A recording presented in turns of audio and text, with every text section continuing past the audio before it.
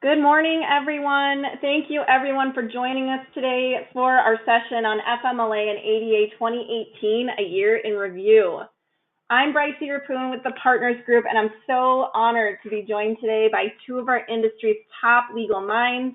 We have Marjorie Robertson and Abigail O'Connell, who both serve as legal counsel for Sun Life Financial's FMLA and Disability Services. Today's session is going to be jam-packed with fun facts, fascinating case law, trends in administration, as well as emerging trends we've seen developing in the regulatory environment over the last year. Marge and Abby will be presenting this content to you in a fast-paced manner, so please don't blink or I'm afraid you might miss something.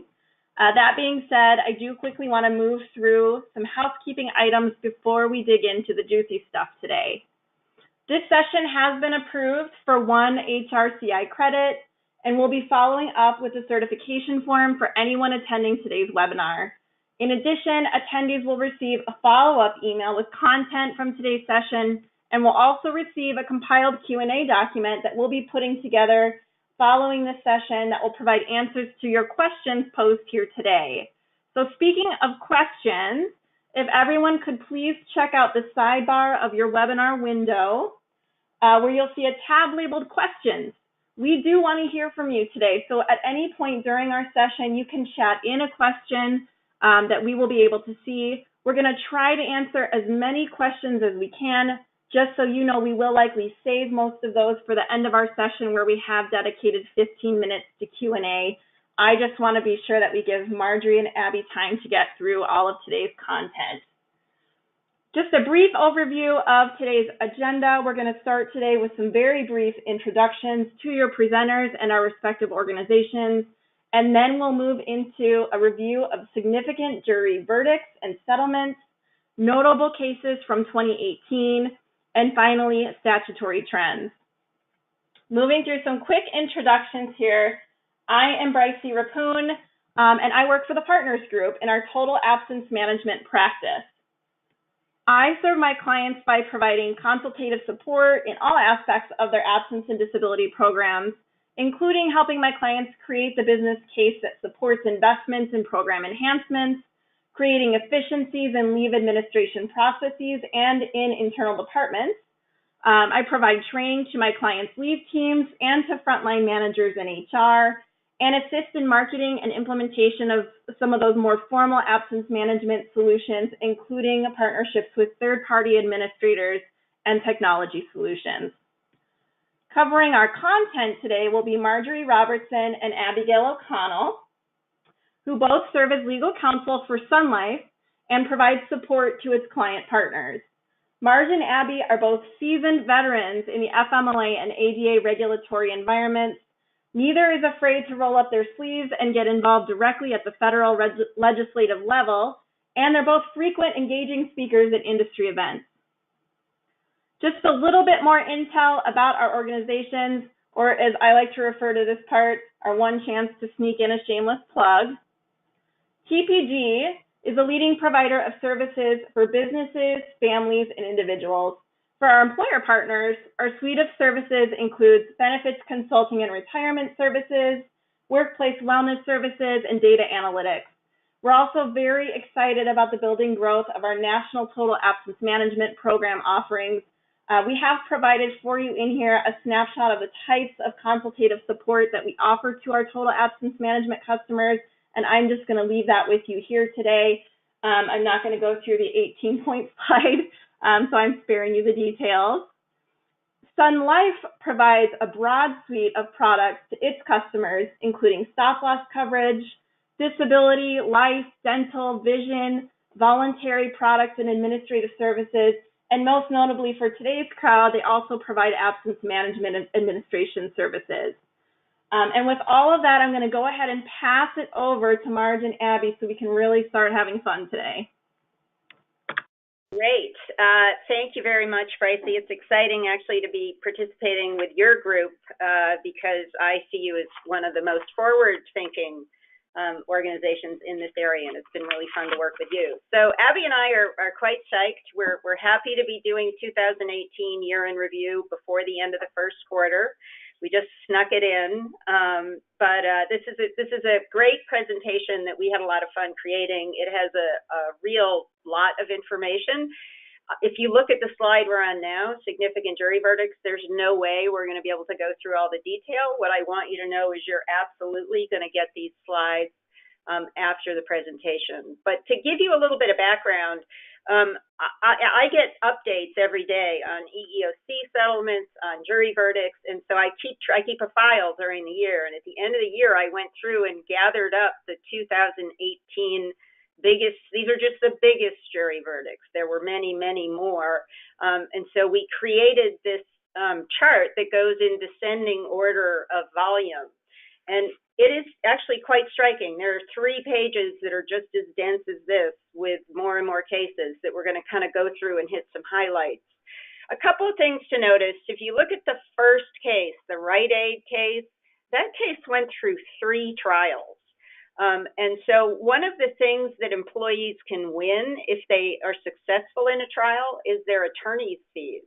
The employers are automatically ordered to pay for their attorney's fees, and it can get very, very expensive. And so in this case, the attorney's fees must have been astronomical, and that's just for the employee. The employer, of course, would have also had to pay for their own attorney's fees. The other types of damages that employees can get, they can get wages that they've lost if they've been fired or if they didn't get promoted. They can get damages for emotional distress, and I have seen awards in the hundreds of thousands of dollars for that. They can also get front pay, what we call front pay, which is pay into the future if they've been fired, and they can convince the judge that if but for the discrimination or the violation of the FMLA, they would have remained employed. Another sort of powerful remedy they have under these laws is they can get punitive damages. Under the FMLA, there's almost automatic punitive damages. Under the FMLA, if an employer is held liable, the damages will be doubled as kind of a punishment. They can get out of that if they can show they acted in good faith, which you would think would be relatively easy to show, but it's actually a very difficult standard because the employers are presumed to know the requirements of the law. So if you look at the Rite Aid case, it seems to me it's kind of obvious why a jury verdict resulted there. The manager is calling this long-term employee bipolar, crazy psycho after she returned from medical leave. But if you get on to the next case, the Chipotle case, that was a case where Chipotle fired one of their managers 5 days. It was after he returned from medical leave, but it was because he stole money. And stealing money is a pretty serious thing. I'm the employment attorney at Sun Life. We have terminated people when that has been involved. But the jury in this case decided that they weren't really firing him for stealing the money, that was a pretext. And what they were really firing him for was because he'd gone on medical leave. It's not so obvious to an employer how they can avoid getting sued in a situation like that. I actually think if they'd gotten some good advice, they probably could have fired the employee and not been sued. So one of the benefits of outsourcing that you'll hear us talk about is I have this saying as an employment lawyer that 2 heads are better than 1. One of the nice things about having an outsourced provider or having a broker you can call is that they can help walk you through to make sure that the strategy that you're recommending is a good strategy. So with that, we're going to continue some of our case law review, and you'll see here the continued theme of a sympathetic employee and a harsh or unsympathetic employer. If you look at that second case there, we have comments that are made by the manager that essentially making fun of the employee for their hearing impediment. So that never puts the employer in a good light in court. And it can result in these large awards. And if you look in particular at attorney's fees, especially in some of these cases, like the Perona case, you have nearly $1 million in insurance and attorney's fees that were charged to the employer and through litigation. You also, if you look at that first case, Browett, you have an employee who was denied a promotion after taking FMLA leave, and that employee is still working for that city and was awarded over $1 million. So it's an interesting and significant verdicts, and each one we can learn from. Okay, so this is just, as you can see, the cases go on and on. These are more examples of where things go wrong. Some of them, I think, you read them and you think, yeah, that makes sense that the employer was held liable, but other ones you think, well, not so clear. And again, I think that's an example of a situation where the employer probably didn't handle it in a way that would best protect them from having a lawsuit brought. I note on the deaf employee, the first one there, I have been actually quite surprised in the cases that I read a lot of the cases, and how many times there are ADA lawsuits by hearing impaired employees, and it can result. The judges and the juries tend to be quite sympathetic in that situation, and there's some jobs and situations where you might think you wouldn't have to accommodate, but it can actually be a lot trickier than that. So we're going to move on. We could talk about these cases all day, but you will get them. So as an alternative to winding up in litigation, you could also have an employee that files a complaint with the Equal Employment Opportunity Commission, or potentially you could have an investigation by the EEOC. And typically they're going to look at policies you may have as an employer that impact a lot of employees. And so historically, we've seen the EEOC investigate if you have a policy that requires employees be 100% healed before they return to work, or that they return with no restrictions. And these often are resolved through entering a settlement with the EEOC, and that is typically includes a financial payment that you would be as an employer on the hook for, but it also may contain a consent decree. And so that may require ongoing reporting by you, the employer, to the EEOC. You may have to redesign your processes and keep better records. You may have to be conducting training for your frontline managers and human resources, and you may even have to end up hiring an EEO monitor. And so these can be costly, time-consuming, and they're also disruptive to employers. And so it's something that we monitor, and you can see here they happen, and they're financially significant settlements. Yeah, we're going to go on to the next slide on EEOC settlements, but I just want to echo one comment that Abby made, which is about the centralized ADA process. I'm seeing in more and more of the EEOC orders that they are requiring employers to adopt that. And they're now requiring employers to keep track of data. The FMLA is interesting because it has all sorts of requirements about what you're supposed to track and keep records of. The ADA doesn't have those requirements, but increasingly the government agencies are looking for it. And it also helps you defend a case if you can point and show that you're acting in a consistent way. More and more, we hear employers being interested in outsourcing their ADA. And so if you're going to DMEC in a month or so, there's actually a few presentations, including one that we're doing on a centralized process that we worked with a hospital. On this page, the main settlement I want to draw your attention to is the Estee Lauder case. That actually involved an employer who thought they were doing the right thing. They adopted a generous bonding leave policy. And what they wanted to do is I think they wanted to give more leave to women than to men. And some employers have gotten into trouble for this because they create maternity leave bonding. But that's gender discrimination. So you really have to make it gender neutral. Some employers have tried to get around that by saying, well, then the primary caregiver can have the bonding leave, but not the non-primary caregiver. That's potentially okay, but what the evidence showed in this case is that the company was just assuming that the women were the primary caregivers, and they ended up paying $1 million and also having to be subject to that ongoing scrutiny. So in addition to the litigation and the EEOC publications and settlements, another great place to look for learnings is with the Department of Labor, and they've started again issuing opinion letters. And so they had stopped for a period of time, and now they're back at issuing opinion letters for FMLA. And there's always takeaways for employers if you read those letters. They're also a little bit easier to keep up with than reading all of the case law like Marge does. But we have, so we did want to point out some findings from the opinion letters. So one question that had been submitted to the Department of Labor for consideration is whether or not FMLA intermittent leave breaks have to be paid. And what the Department of Labor ended up saying is that if you have an employee who has a need for intermittent FMLA, and in this situation it was a 15-minute break per hour, that can be uncompensated time.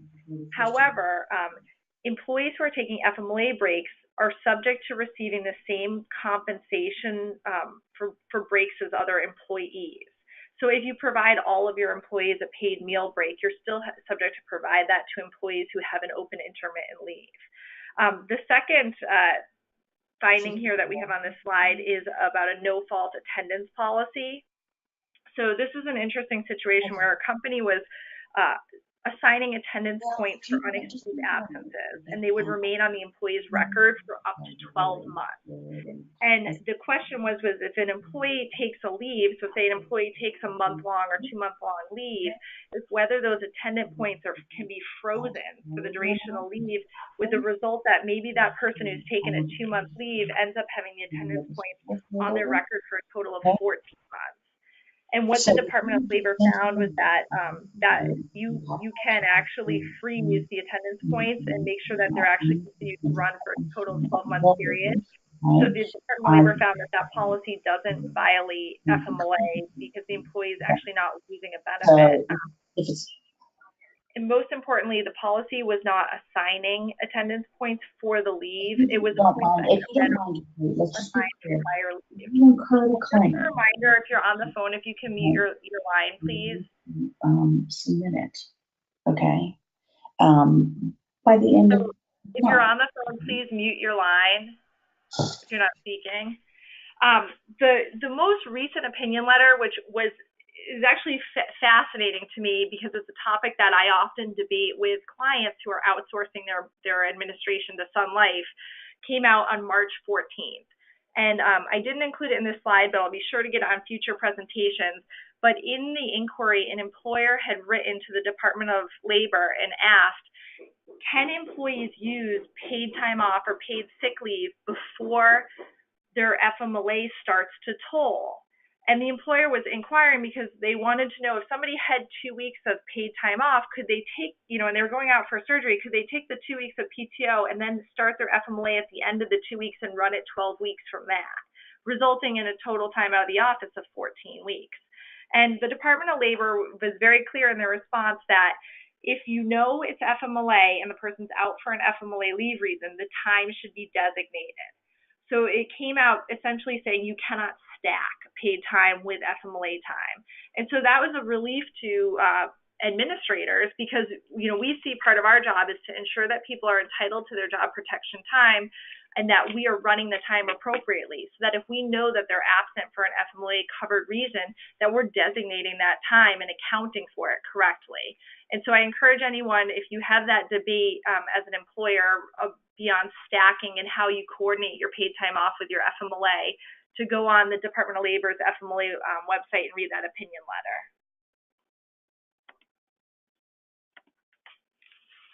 So as Abby mentioned, I read a lot of cases. I usually share that I made this crazy New Year's resolution a few years ago to read every single ADA and FMLA case, and I'm very stubborn, so I've stuck with it. But I found some really interesting things. As an employment lawyer, if I had read these cases 10 years ago, I would have just been thinking about how can I help Sun Life.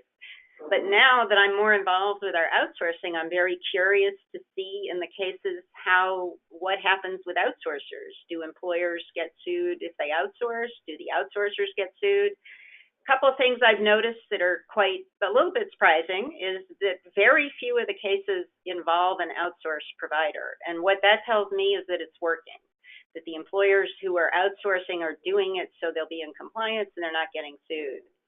But the other interesting thing I've seen is that courts are actually giving some advantages to employers who outsource if they are sued. And the most striking example of that is call-in requirements. Employers are allowed to have call-in requirements. So just because an employee is approved for intermittent leave, that doesn't mean they cannot show up. You can have a policy that says you must call your manager before you're going to be absent. But employers who outsource go one step further. They typically say not only do you have to call your manager before you're going to be out, but you also have to report this as an FMLA protected leave to our outsource provider, typically within 2 business days of the absence. And over the last couple of years, there have been 7 or 8 cases. There were 2 of them in 2018 where employers did just that. And the employee didn't report it, and they said it's not job-protected FMLA leave, and the employer fired them. They did call their manager. I think we're all well enough trained that we call our manager, but they didn't report it to the outsourced provider. And the courts consistently have held that it is okay to require the employee to call both places, and that if they don't, within the time frame you've prescribed, you do not have to protect the absence. That is a huge advantage to outsourcing. So obviously we do a lot of reading of the case law, the opinion letters, the EEO settlements, and one of the things that I've learned is there's been a shift in some of the courts over the past couple of years to have findings that are more in favor of employers, and I think it's under a period of transition as more conservative judges get appointed to the bench. And there's some learnings here, and so we wanted to point out 2 cases, and in particular, these were nuanced situations, and they are similar facts but very different findings. And so in the first case, the Craw versus Allegheny County, you had an employer who had mandatory overtime, and how they assigned overtime was that they had a list. And when you were at the top of the list, you got called up for overtime. And if you worked your overtime, then you got flipped to the bottom of the list. There were employees who were unable to work the overtime shift because of a need for FMLA. So they were taking their intermittent leave to get out of overtime. And when that occurred, instead of moving them back to the bottom of the list, the employer was keeping them at the top of the rotation. So it was forcing them to exhaust their FMLA time because every time they got called up for overtime, they were having to burn their hours. And the court actually held that the employer's policy of doing that, rotational overtime assignment and how they were applying that and keeping those with open FMLA claims at the top of the list was actually a violation of the FMLA because it was forcing employees to use their FMLA for overtime shifts that they wouldn't have been assigned to but for their need for intermittent FMLA. So very nuanced case, finding for employees there. The second case, Porter versus Tri-Health, is similar in situation because there was a rotating evening shift. So like the rotating overtime shift for Allegheny County, Tri-Health had a rotating evening shift. And there was an employee who advised the employer she couldn't work the evening shift and she was using her FMLA intermittently to avoid it. And the employer ended up terminating the employee. And in this case, the court held for the employer, and they found that it's not a violation of the FMLA to terminate somebody who's unable to return to work at the end of the leave. And they knew based on her medical certification that she was not going to be able to recover to the extent where she would be able to work that evening shift. So essentially you have 2 similar cases with 2 very different findings.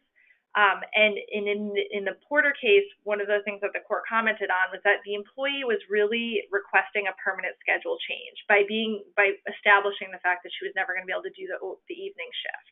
And so I think there's a lot to be learned in looking at those 2 cases, particularly if you have mandatory overtime or you have employees who are using leave to avoid overtime or certain shifts. But I would be very careful and sort of cautious, particularly in the Porter versus Tri-Health, because I'm not sure that all courts would have come to the same conclusion that court did. And so this is an area that's evolving, and we have a little bit of conflicting case law, and so it'll be interesting to see how it develops. So in my role as employment attorney, I see fairly often situations where HR and a manager are about to terminate an employee or give them a warning, and then the employee, right on when it's about to be given, will say, I need to go on FMLA leave, or they'll actually bring it up at the termination meeting. And so employers understandably get concerned about being sued for FMLA interference. I thought it was interesting that there were a number of cases in 2018 where employers nevertheless forged ahead and terminated. And the court said, if as long as it's pretty clear, especially you have good documentation that the decision to terminate was made before the FMLA was brought up, that it's not a violation to go ahead with the termination. It's risky, but it is, they have said it is not a violation. Another question I get asked a fair amount is somebody's out on FMLA leave and we have to do a reduction in force. Can they be selected? The advice I've given is yes, if there's legitimate business reasons, but I actually have advised our own HR people, let them finish their leave, and then you can advise them when they come back rather than telling them while they're on the leave. So along the lines of interference and retaliation considerations, we have, again, some nuanced case law here. And in the Cordova case, the employee was found to be entitled to the protections. They had told the manager that they had to go home because of a, quote, FMLA thing. And the employer told the employee that they could not go home, and they ended up terminating the person for leaving. So you're entitled to the protections of the FMLA, even if you haven't submitted your healthcare certification form yet, or so your documentation hasn't been processed. So you can still avail yourself to the rights. And just a quick reminder that once the employee has asked for FMLA leave, the employer has to let them know if they're eligible for FMLA within 5 days, and then the employee has 15 days to turn in their healthcare certification or their certification form. So you want to make sure that while that process of evaluating whether or not the time would actually be covered under the FMLA, while that's happening, you have to at least give the person the rights. The second case was about someone who was on leave, and while they were on leave, their employer posted a job posting for their job. And although you have the right to be reinstated at the end of your leave, your employer can actually post the job, and posting alone is not interference. So I think that's a really risky move, and I agree with Marge. You want to let the person take the full benefit of their leave with the anticipation that they'll return before you're going to take further action against them. So I think that's a risky case, and I'm not sure the finding would have been the same in all courts. So this Quinnipiac case is interesting because it gets into what some lawyers call the Bermuda Triangle, which is the combination of FMLA, ADA, and workers' comp. This employee did not believe that FMLA would run concurrently with his or her, I can't remember if it was him or her, with their FMLA leave. And sometimes employers don't realize it either, but absolutely, if the person is eligible, you got to get the FMLA running. Another thing that was interesting is the employer retroactively designated the absence as FMLA leave. There's been quite a bit of case law about retroactive designation. In this case, the court said it was fine because the employee hadn't been prejudiced. In other words, the employee had been out long enough that no matter when they designated it, they would have used it up. And so it's not like they would have held on to it. I am not sure that retroactive designation is that much of a worry anymore in light of the new opinion letter, where the Department of Labor has kind of said if it's FMLA leave, it's FMLA leave almost regardless of whether you want to call it FMLA leave. The other interesting thing I found about this case is I see this quite a bit where an employee wants to return to work, but the medical documentation isn't quite clear whether they're okay to return to work. And so employers, managers get nervous about, so they have to let them come back. And this court said, no, you don't have to let them come back on the exact day if you're in a reasonable process of trying to get clarity on the medical information. So I thought that was a good comfort to employers. Oh, this is still me. I don't know. Okay, I got two we try to alternate, but I got two in a row here. This sufficient notice, a lot of the cases, I think we actually have two slides on what is sufficient notice. Employers can get into a lot of trouble here. For the FMLA, they don't have to mention FMLA. For the ADA, they don't have to mention ADA. And so the case law is kind of all over the place. Again, it can depend on whether you get a conservative justice or a liberal justice, or whether the judge has more sympathy for the employee than they do the employer. We have a saying among lawyers that bad facts make bad law. But so sometimes people would say they weren't feeling well, and the court would say that's not enough to trigger it. And there are other examples on here. I will tell you the practical advice that I give our Sun Life HR people is that anytime an employee is having either performance or attendance problems, and the HR or the manager is aware that there's something medical going on, the employee has told them, or they've been on leave recently, we have a standardized memo we give to people that tell them, you know, you can ask for FMLA leave, you can ask for an ADA accommodation, and if you do, you need to follow these processes. And then what we find is we never hear from a lot of people again, but at least then you've established that you've complied once you've been put on notice. So we've actually written a compliance piece that talks about that memo. If you're interested in getting it, let Brycey know, we can get it to you. So along the theme of sufficient notice, you know, as Marge says, there's no magic words that the employee has to say to their manager or to human resources to avail themselves of their rights. And so I think that proactive training is really important so that all of the frontline managers and human resources persons understand how to hear for these requests, right? So you want to train people so that if they're hearing from their employee, my wife's in the hospital, I gotta leave, that they're understanding that, oh, that's a request for FMLA. So I think making those connections are really important. And especially if you're just trying to train your frontline managers to funnel those situations into HR so that human resources can address it. So you want to put people in the position where they can spot FMLA and ADA requests. And even if they think that FMLA or ADA could be involved or could be helpful in addressing the employee's situation, you want to let them understand that they can engage with human resource to debate that. And Marge talks about a standard memo, and I think that this is another item that's in the favor of outsourcing where, you know, if you have an outsourced provider, you can train the frontline managers to listen for certain things and then hand the number to the outsourced provider to say, hey, you could be entitled to job protected time, or maybe there's an accommodation we can make that would help you. Call this number and talk to them. So I think that's a really important training is fundamental. So a lot of the cases get into the issue of is something an essential function or isn't it? And under the ADA, if you can show that a requested accommodation would relieve the employee from performing an essential function of the job, you do not have to allow that accommodation. It is a pretty dramatic way to for employers to be able to say no. But there's always a lot of disputes about is something an essential function. And so some of the things that the courts look at is, well, was it described as an essential function in the job description? And it can be very important to use. I actually say there aren't many magical legal phrases, but this phrase essential function is one of them. There have been cases that said if you call it a qualification, that's not an essential function.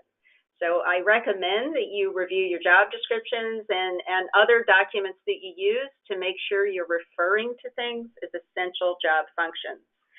The courts also look at whether there's conflicting language. So one example here is the job description said the employee had to lift, but there was also another policy that required employees to be buddies. And so the court said that conflicted. Another problem employers get into a lot is if to be an essential function, everybody in that role has to be required to do it. And so this comes up a lot with telecommuting, where managers don't want to allow telecommuting, and they'll tell me, well, we just don't allow it here. And so I'll ask, are you sure nobody works from home? And then I'll hear about the one good employee that they loved who moved out of state, and so now they let that person work remotely. Well, that's a problem. that shows that this job can be done remotely. Some other issues are, does this employee really actually have to do this? And can you make some type of accommodation to help them perform it? So the example there involved a bucket truck. This was an employee who was supposed to climb telephone poles, and the employer tried to argue that was an essential function, and he said, well, no, you can just give me a bucket truck and that will take care of it. So while accommodations are meant to help the employee perform the essential duties and not remove the essential duties, there are some few other limited circumstances in which you can actually deny an ADA accommodation request. And one is if it would create an undue burden, which is a tricky standard because there's no financial set amount or percentage of, profit for the company that would cap that. The other one is if the accommodation would impose a direct threat to the safety of the employee or others in the workplace. And so one of the things that's just important to keep in mind, where even if you have what you think might be an obvious direct threat denial of an accommodation, you have to rely on objective evidence rather than your belief that it would create a direct threat. And a case that sort of illustrates this is the Montgomery versus Union Pacific Railroad case. And in this situation, the employee had had a cerebral aneurysm, and it had resulted in his sudden incapacitation. And what had happened then is that the railroad said, well, we cannot have this person working on our train as a conductor because they have a risk of having another aneurysm and being incapacitated, right? And then they would have the train under their control and essentially be passed out. Well, this employee's doctor had written him a note supporting his return with no restrictions. Apparently, it was very unlikely that he would have another aneurysm, and the employer had sort of refused to engage in that debate over whether there was objective evidence regarding the safety around his return to work. And so, you want to stay true to your evaluation and make sure that you're engaging with health professionals and not just making assumptions if you're going to end up denying on the basis of direct threat. It's kind of an interesting, just so you can move the slide, but the direct threat to safety is kind of an interesting area of the law because there is this honest belief concept, which you may have heard of. So a lot of times courts will, if you're going on a good faith belief, even if it's wrong, they won't interfere with what HR has decided. But this is one area where there is no good faith belief. If you're going to not let somebody work because it creates a threat of safety to themselves or others, you need to be able to articulate real objective reasons that you're concluding that, as opposed to just sort of conclusions or hunches.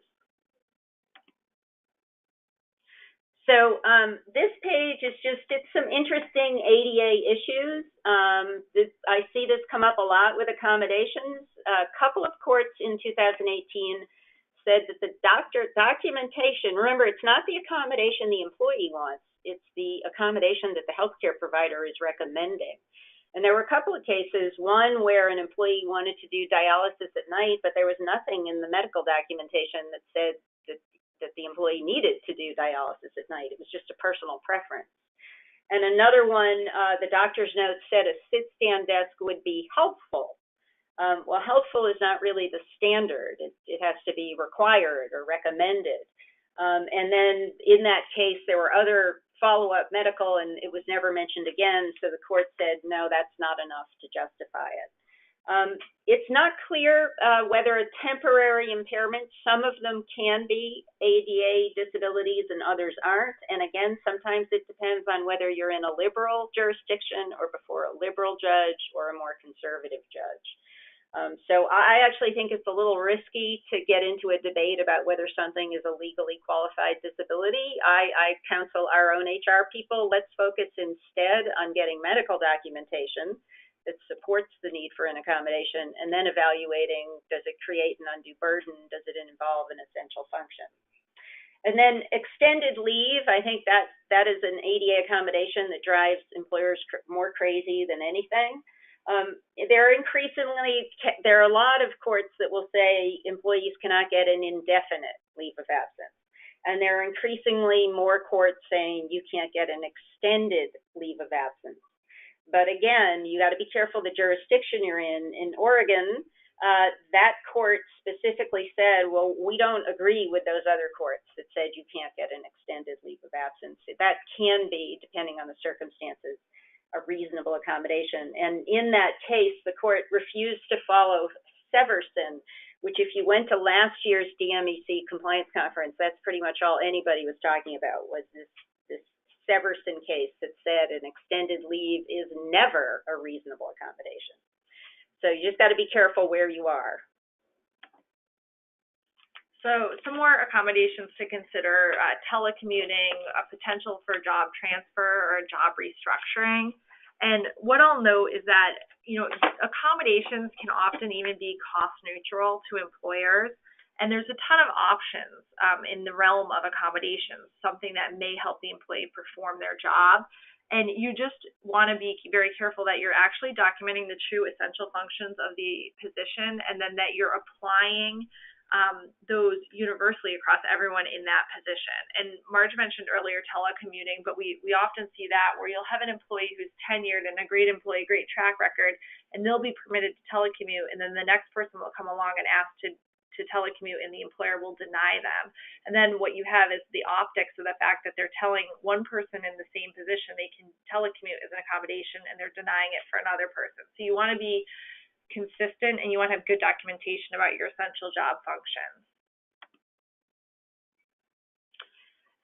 So this slide, I'm going to talk about the left-hand columns, and Abby's going to talk about the right-hand column. She's got by far the more interesting columns. So for me, is there a claim there are two types of claims under the ADA. There's a claim for failure to accommodate. If you have a legal obligation to accommodate, and if you don't, that's an ADA violation. And then there is discrimination against somebody because they're disabled. There's also a retaliation claim where you retaliate. But there were a few cases this year that kind of surprised me, and that was where the employer did not grant the accommodation, and it probably would have been a reasonable accommodation. But the court said, well, you don't have a claim because nothing bad happened to you. You didn't get fired. You didn't get demoted. In my mind, that doesn't seem entirely consistent with the spirit of the ADA. I think that the spirit of the ADA is obviously these employees are struggling, and it's difficult for them to perform, and if you deny the accommodation, you're just making their lives miserable. But apparently, at least in a number of courts, that's not enough to create a claim. And then, so that's what both of those, I don't know why there's two there, but that's what they both talk about. So now Abby's going to talk about a far more interesting On the topic. right side of the slide, we talk about when people say snarky things in email, right? And then they come to light in the litigation.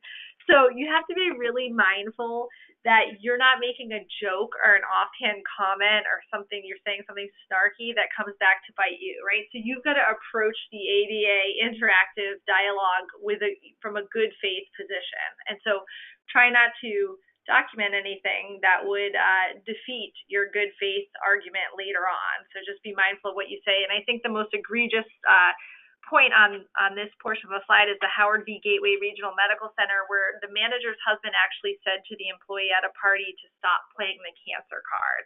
And so when that comes out, the jury is probably not going to look kindly on that employer, and whether or not they were really approaching it from a basis of good faith.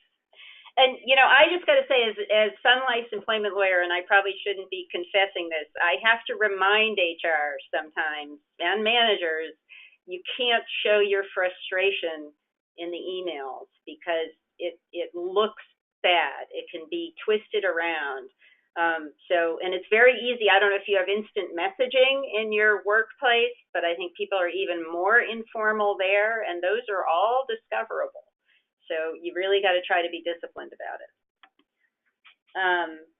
So temporary employees, I think this is a really interesting area. Sun Life has a lot of temporary employees we used one company, we're now using another. And the issue is, can you be liable for them? And I think sometimes managers and even HR think, they're just temps. We can get rid of them for any reason. We don't have to worry about it. We don't have to follow our usual processes. We don't necessarily have to follow your usual processes, but you probably want to issue spot. And if one of your temps has a medical issue and you want to terminate their engagement, you just need to be careful, because the courts have said there's joint employment and that you can have liability for their FMLA obligations as well as their ADA obligations. So we have 12 minutes left, and we are going to bring you on a whirlwind, everything you need to know about how the leave laws have changed in the past year. So we're going to start with paid sick leaves, and paid sick leaves establish a requirement that's typically borne by the employer to administer and provide sick time away from work for various reasons, and Marge is going to get into the reasons on the next page, but the territories in red are where there has been change in 2018 in this area. And what you'll see is there's states on the left-hand side, and you'll see like California's there, and then you also see cities. And so those are cities in California, Berkeley, Emeryville, Long Beach, etc., that have a more generous than the state minimum set by the state of California. Now, in New Jersey, there was traditionally townships that had paid sick leave laws, and then that state decided that they were going to set a statewide standard, and then that was actually preempted the municipalities and townships. So it depends on the state whether or not you have additional city or locations that require more generous policies or not. So Washington is one of those states. There's a state floor that's set, and then in Seattle, Spokane, and Tacoma, there's more generous benefits. So there's a lot of change in this area, and essentially these laws mandate that certain employers provide paid sick time from work. Yeah, so there's a lot of hoopla about these paid sick leave laws, and they are very popular. Legislators in cities and states like to adopt them. That's because they don't require any work by the government. They order the employers to offer PTO, and that you have to make it available for certain reasons, which typically include the employee's own illness, to care for a covered family member who is ill, and the family members, the definition is very, very broad. The FMLA is just parent, child, and spouse. This can include siblings, grandparents, in-laws. The newest statutory trend is anybody who you think of as family. Employers also have to allow employees time off to attend routine medical appointments, either for themselves or for their family members. And then sometimes there's other public interest reasons thrown in, dealing with being a victim of domestic violence or sexual assault. It's full pay, it's job protected, no retaliation, can be taken intermittently, and many of them forbid employers from asking for doctor's notes until there's been more than 3 consecutive days of absence. So we always like to include common sense compliance strategies when we can, and here you can pretty easily address this whole body of and patchwork of paid sick leave law. So employers who provide paid time off that's at least as generous as what the law requires are deemed in compliance. So that's something that all the state law shares. So if you meet or beat the state or municipal requirement, you're going to be in compliance. And you can have general PTO policies, and they don't have to be sick time specific. So if you're an employer that has people in multiple locations, you might want to look at your handbook and actually just add this sentence that we have on the bottom of the slide below that essentially says if you live or work in a state that has a more generous requirement, that you as the employer are going to comply with that requirement. So I think that's a pretty easy step that you can take to make sure that you as an employer are in compliance with the various state sick leave laws. And this is Brycey. I just want to add one comment to that, because there are so many similarities between all these state laws and what you probably have in your current policy. But one distinction I want to make sure we make is that a lot of these paid sick laws have job protection attached to the amount of sick leave that you have to provide, which can be a big change. I know in the past I've like really tried to drive home with my clients, sick pay, PTO is not job protection. Just because they're using sick pay doesn't mean their job is protected. Give them FMLA. And while you should still do that if it applies, that's just one good distinction to keep in mind, that you'll want to track that job protection piece that exists in some of those sick pay laws. Great point. So now this is sort of a new love of my life, which is paid family and medical leave legislation. I've actually been doing a fair amount of lobbying on this. It is an incredibly popular thing for states to be considering, and there's even some federal bills pending. Couple things to notice on here. There are a number of states that have it. There are also the District of Columbia, Puerto Rico. Some have disability only, but the new trend is family and medical leave. Washington and Massachusetts and the District of Columbia all are the most recent ones to pass the laws, and they will be going live starting 1/1/20. The far right column shows legislation that's been proposed. And we have another slide coming up that talks about the activity in 2019. So we'll let Abby now explain what paid family and medical leave is. Sure. So paid family and medical leave is typically partial income replacement that's partnered with job protection. And these laws provide a number of weeks that employees can be out of work, and sometimes they look very familiar to the Federal Family and Medical Leave Act, except for the fact that they do include a paid benefit. The paid benefit varies depending on the state mandating the paid family and medical leave time. And then typically what we have seen, especially at the state level, is that there's broader definitions of family members, so who you can be out to care for and be covered under these benefits. I've included some details on Washington and Massachusetts here so that you can just see what those programs look like. Typically, the state will provide a certain amount of time that you can be out for your own health condition, and then a separate entitlement to be out if you're out to care for a family member or for military exigency or to bond with a new child. And then they'll apply a combined maximum of time. And so here we are showing Washington and Massachusetts, but this is a huge new trend. And as I said, all of these come with job protection, which means that you have to restore the person back to their position or equivalent position at the end of their leave. So this is a slide on 2019 activity, and I haven't updated it because Colorado also has introduced legislation. These are all states that are now either completely democratically controlled or substantially democratically influenced, and they are all very active in considering paid family and medical leave laws. The legislative session for 2019, they're starting to close, and so there are some states where it's not going to happen this year, but it's still a possibility in Oregon, Maine, Colorado, Connecticut, and possibly Minnesota. I think New Hampshire and Vermont also is a possibility, but I think that's being put off until next year. But clearly, this is a trend that is going to keep on coming. And if you're hearing partial income replacement and you're thinking, oh, we already have STD, should we cancel our STD coverage? You should not. So hard no on that. Employers will still need short and long-term disability insurance programs. There's three main reasons why.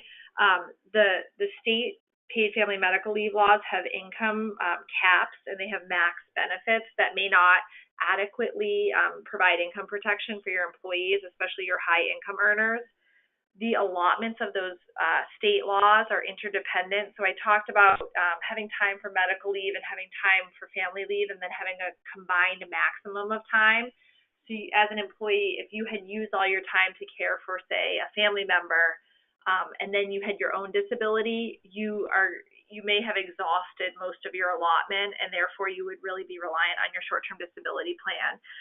Also, the state paid family and medical leaves are available intermittently, so 1 day at a time, an hour at a time, a shift at a time. And so you actually could have exhausted your time intermittently before you'd ever be eligible for short-term disability. So really important in light of these developments to visit your disability policies, but understand the value that those will maintain. Going to do this slide in 20 seconds. You may not even know it, but there is a federal tax credit if you have a voluntarily offered paid family or medical leave program. The most exciting thing about this is that the IRS has issued a guidance saying that a short-term disability program may qualify. The least exciting thing about it is that the law is set to expire at the end of this year. It was only in effect for 2 years. It was snuck in as part of the tax cut law. There is legislation pending to extend it. If it gets extended, I think it's worth a look. If you're an employer and you want to attract and retain top talent, you can always voluntarily offer paid parental or paid family leave benefits. These are really attractive, particularly to millennials who may be caring for aging parents while they're starting their families. So something that you can do voluntarily. Also, I know we're short on time, so I'm going to do this slide in 20 seconds. Another trend in state legislatures is to adopt very broad pregnancy accommodation laws. This is becoming a really common approach, and there are some accommodations where you're not even allowed to ask for medical documentation. So if you're doing a centralized ADA process, make it broader than just ADA. It should also include pregnancy accommodation. Another hot trend is predictive scheduling. Here's the jurisdictions with some new laws in this area. And here's a slide on predictive scheduling. Essentially, it requires advance notice to workers of their schedules, and in some cases will require the employer to pay them extra compensation if they make schedule changes without advance notice. So each of the laws in each jurisdiction are unique. Sometimes they're specific to industries like hospitality. But something to keep in mind if you're an employer and you have people who are working on shifts. With that, just want to finish on, these are unpaid leave law developments from 2018. So Illinois actually had a USERRA-like law come out, protection for people who are doing military service. California expanded their parental leave for bonding and made it available down to employers with 20 or more employees. Nevada and Vermont both passed laws that protect victims of crime. Nevada to protect victims of domestic violence, and Vermont to protect crime victims or family members of crime victims who want to take leave to attend court proceedings. And with that, we're bringing our presentation to a close. So we covered a tremendous amount of material, but we wanted to, I know that Brycey has planned to have an extra 15 minutes for questions if people have questions. All right, perfect. So we have just a couple of questions come in. They're very scenario-specific based, which is personally my favorite. So I'm going to go ahead and tackle those two. If anybody else has a question that they want to chat in, I'm literally looking at it now, so feel free. The first question we got was a scenario. Employee reports a need for FMLA as a result of pregnancy. Employee is not eligible for FMLA, but will likely be at time of birth. Is FMLA denied for pre-pregnancy needs but qualified once eligible? So this to me gets at a broader question, which is, should we provide FMLA to an employee who isn't eligible but they're super close? So I get this question a lot. I'm gonna take a crack at it, ladies, and then I would love your feedback and additional comments. But personally, and you know, based on what the DOL tells us, I would never recommend designating FMLA leave for anybody who is not eligible until they become eligible. So the questions that I get are they're almost eligible, so we're just gonna call the whole leave FMLA, and you think you're doing a super great thing, and you go home and you pat yourself on the back for being so friendly, but no good deed goes unpunished. What could end up happening as a result is that you will designate more leave than the employee was otherwise eligible for. They'll come to meet that eligibility requirement down the road. They may need more leave, and you'll subsequently tell them that they've exhausted because you designated too much leave on the front end. So the DOL does not like that. They're not super impressed by that. So I would say if it is your intent to grant leave to employees who are otherwise not eligible for any reason, call it something else. Don't call it FMLA. And in this case, what would happen is you would designate that employee as they become eligible. Any other comments to add to that, ladies? So I'll add a comment on FMLA eligibility, and then I'll let Marge speak to how she'd analyze that under the ADA or Pregnancy Discrimination Act. But what's important to keep in mind for FMLA eligibility is it's a 3-part test, and you have to have worked 12 months and 1,250 hours in the year preceding your leave. And then you have to be in a location with 50 employees within 75 miles. And the reason I note this is that you have heard from your employee that she's pregnant and she's not yet eligible, but you know she's likely going to be going out. Her test for whether or not she works in a location with 50 employees within 75 miles locks in on the day that she reports the need for leave. So if on that day she reports to you, even if it's 3 months before her due date, you have to look at how many employees were working within 75 miles as of that date of notice. And then when you're evaluating whether she'd be eligible, you've got to make sure that she's got the 12 months tenure and 1250 hours as of the start of the FMLA absence. So Marge, what would you add about pregnancy? So to me, this is a very tricky situation, and it's going to depend in part on what state you're in. But this could potentially be an ADA issue. It could potentially be one of these pregnancy accommodation laws issues. And then there also is a concept, there's a pregnancy anti-discrimination law. And so you would need to be really careful to make sure you weren't treating the pregnant person worse than you've treated other people. And so sometimes there can be evidence that, well, you let this other person take occasional leave. So I actually have a saying when I talk to HR here that you don't screw around with pregnant employees. It's very risky. As you can imagine, if there's a lawsuit, the sympathy tends to be very much on the side of the pregnant employee and not on the side of the employer. So it's not always just as simple as, is it FMLA? All right. Perfect. I am super stoked about a question that just came in from Tiffany.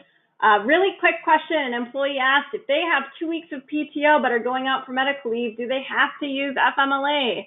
So I know we spent some time on a couple of the recent opinion letters that were just released. I don't even think we had time to create content for an opinion letter that the DOL just put out last week on this very topic, where they did state that an employee does not have the right to choose whether or not FMLA is in play. It is our obligation as the employer to designate FMLA leave when we have enough information to know that that leave qualifies as FMLA.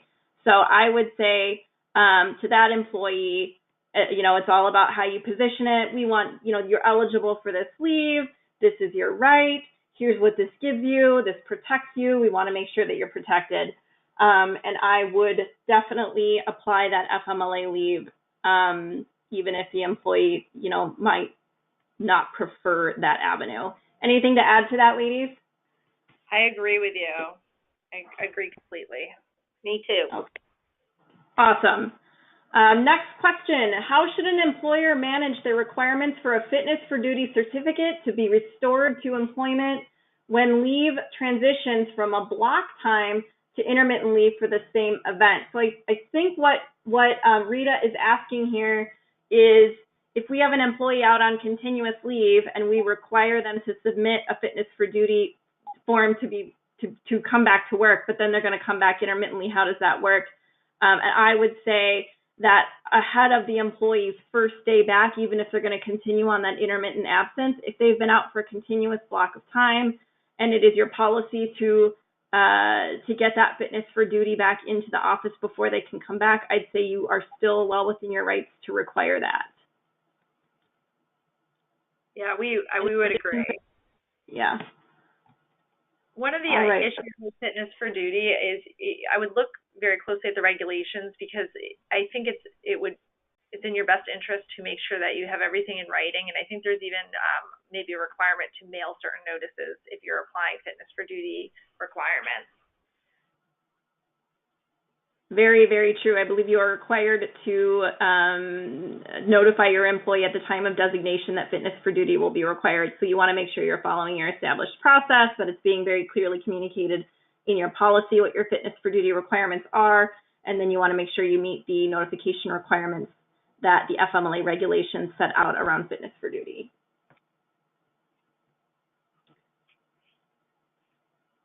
All right, we have an employee who wants to take FMLA for her ailing father, even though she is not his primary caregiver, and she wants to take leave intermittently. Is this allowed? The answer to that is yes. The FMLA does not care if you are the primary caregiver. If you are requesting leave to take time to care for a qualified family member who needs your care because of their serious health condition, it doesn't matter if you're their primary caregiver. You are still entitled potentially to FMLA leave. And FMLA leave for your own serious health condition or for care of a family member with a serious health condition can be taken intermittently if it's medically necessary. Anything to add there? All right. We've got someone here who has an employee returning from leave that has restrictions that affect an essential function of her job. Is the employer allowed to say that you have to stay out on leave until you are fully released to all job functions? Or let's just even pretend that she can do most job functions but can't do this one essential function. So I'm going to let you ladies take this one.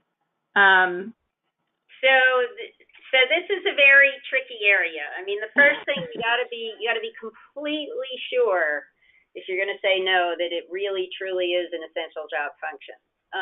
And so that means everybody does it. The job can't be done without it. You don't make exceptions. The approach I would take in that case, if you truly can't allow it, the courts look more fondly on employers who are willing to propose alternative accommodations. So you're less likely to be sued and more likely to win the lawsuit if you don't just say no. If you try to, that's what the court's looking for, is an interactive process. So if you can't allow them that accommodation, propose some other accommodation, one of which could be that they can stay out on leave. I don't think you tell them they have to stay on leave. That is an alternative accommodation, that they can remain on leave. And also, if there's anything else you can do at work. Another area where employers get into trouble is if it's just a transitional thing, a very short-term thing. The doctor releases them to return to work, and maybe the first week they can only work a certain number of hours, but then they gradually increase over time. Courts tend to be more sympathetic to the employees in those situations where the ultimate goal is they'll get back to work full time. So, and the other thing, even if it's an essential function, but you want to be nice, so this absolutely is an essential function, but we're willing to allow you for 2 weeks to not have to do it.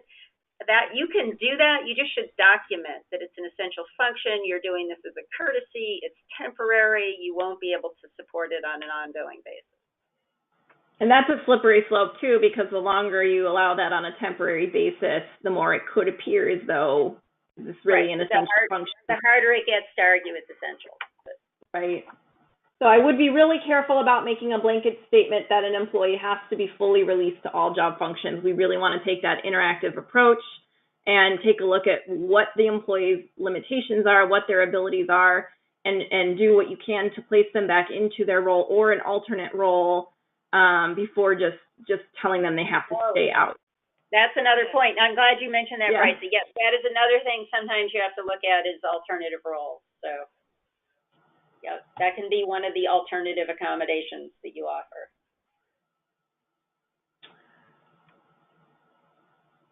Okay, we have a follow-up concern to that, where the HR is concerned that the employee could potentially re-injure themselves if they were to come back too soon, and would then qualify for workers' compensation benefits. And what do we do to address that concern?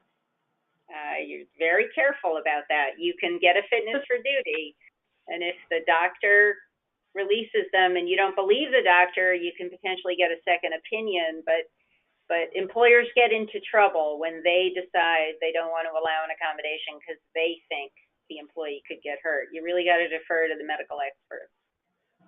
Yeah, I agree to that. I actually get that question a lot, or that's a big one, a big barrier that supervisors will throw up as well, is they're not comfortable with the employee coming back with these restrictions. They think they could hurt themselves, but this is an area where we want to rely on the employee's healthcare provider to help determine whether that employee is ready to come back to work.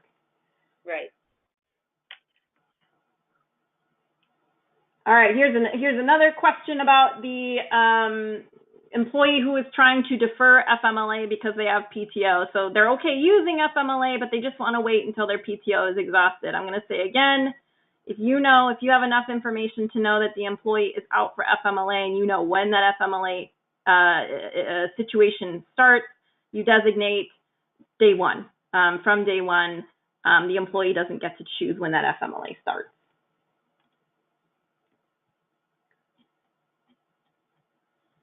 If an employee is not eligible for FMLA but qualifies for ADA, how long does an employer have to hold the position? Also, if the employee scales back the department, or employer scales back the department, what does the employer have to do? Sorry, I'm trying to get through this one. So let's tackle the first half of this question. If an employee is not eligible for FMLA or state leave but qualifies for ADA, how long does an employer have to hold the position? I'll start this off and then toss it off to Marge and Abby, but I would say that when you're providing leave as a reasonable accommodation, the assumption is that you're holding that employee's job, that you're telling that employee it's reasonable for us to allow you to stay out on leave, which essentially means we can hold your job for you. So the rules around job registration under the ADA when you're providing leave as an accommodation are almost more strict than what FMLA says. So Marge, I'll let you comment on that as well. Yeah, so this is a common question, and unfortunately this is where lawyers play lawyers, and there's no necessarily easy answer. There's a variety of factors that come into play, including, like, what I see with HR sometimes is they want to fire the person because they're not coming back. You know, they want another 3 weeks or something, and HR and the manager are like, that's too long. And then I ask them, well, how long is it going to take you to replace the job? And it's going to take 2 months. And I'm like, well, then you're at risk for being sued. If you fire the person, then you're not going to be able to replace them. The law, I think an easier way to get at it is that there are two doctrines in the law that are helpful. One is you don't have to allow an indefinite leave. That is an unreasonable accommodation as a matter of law. The other thing that I've seen in the cases is the courts have said is that if you've granted a couple of extensions, you know, the employee says they're going to be back in a month, and then the doctor extends it and extends it, and you get to that second or third extension and the doctor cannot give a definitive return to work date, that is not a reasonable accommodation. So we actually, for the ADA services that we provide, we use what we call supplemental medical certs a lot. So when you get the employee who's extended once or twice, we will then send something to the doctor that says, this has been extended a couple of times. How likely is it that the employee is coming back on the new date you've identified? And you can make progress there. So then you're not really saying how long is appropriate. What you're focusing on is do we know when this employee is getting back to work? Because in my experience, that's a lot of times what it is. It's extension after extension after extension that can be frustrating. Right. I work with my clients a lot in those situations where we grant leave and then it just continues to extend. And there's a pretty methodical process that I work through with my clients to make sure that we address that and eventually are able to bring it to a close. So unfortunately, you guys, we are out of time. And I want to be respectful of the fact that you've already given us an hour and 15 minutes. And I so appreciate everybody's ability to be here with us today. I had a lot of fun. And hope you guys were able to get some good takeaways here. So as I stated, we will be sending along a Q&A along with the content from today. And with that, we will let you go. And please, everybody, enjoy the rest of your day.